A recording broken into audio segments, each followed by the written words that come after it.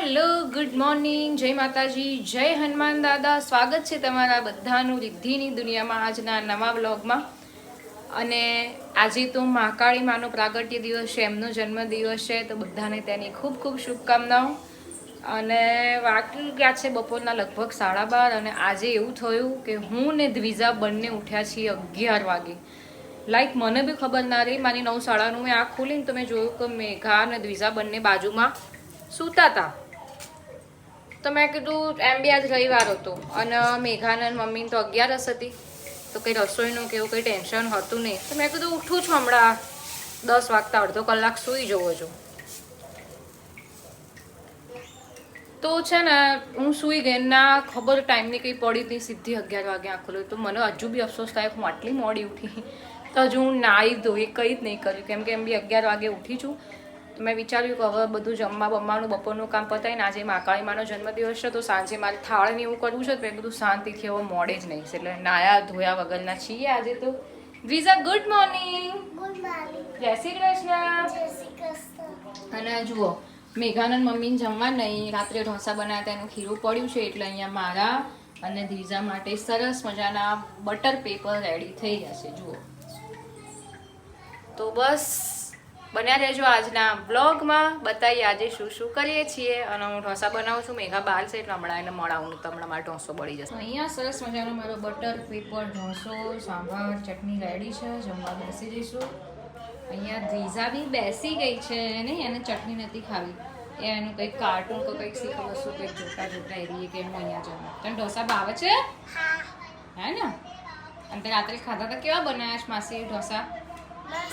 સરસ બનાવ્યા છે ને?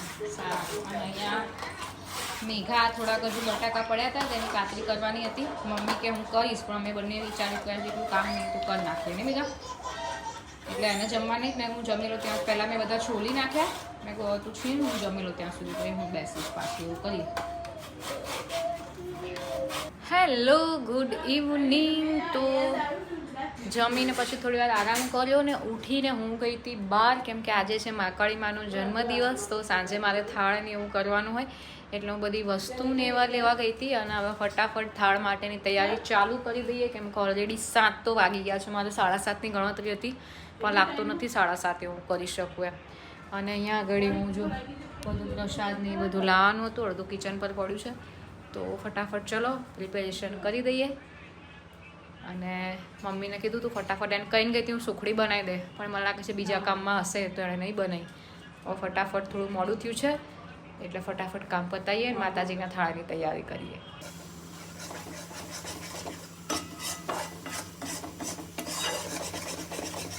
અહીંયા એક બાજુ સુખડી થઈ રહી છે, હું સુખડી કરું છું, અને મમ્મી બાંધે છે પૂરીનો લોટ. અને આજે પાછી છે 11, એટલે છે ને માતાજીના થાળમાં થાળ કરવાનું હતું, પણ મમ્મીને મેઘાને 11 એટલે પછી એવું નક્કી કર્યું કે ફરાળી જ બનાવીએ પૂરીને એવું, એટલે માતાજીની થાળ બી થઈ જાય ને આ બધાને 11 એટલે પ્રસાદ બી લેવાઈ જાય. એટલે જો અહીંયા સુખડી થઈ રહી છે.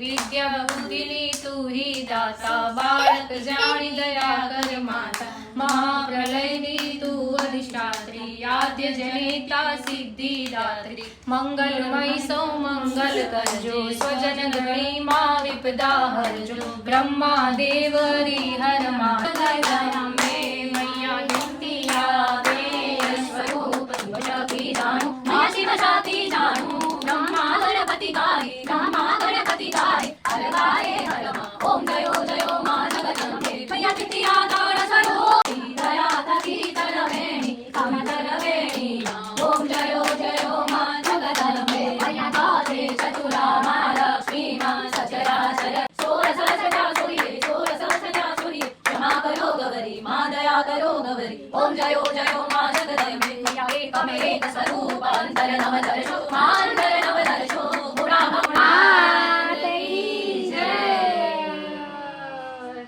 So ગાન માતાની માં હેપી બર્થડે ગાન. Birthday to you, happy birthday to you, happy birthday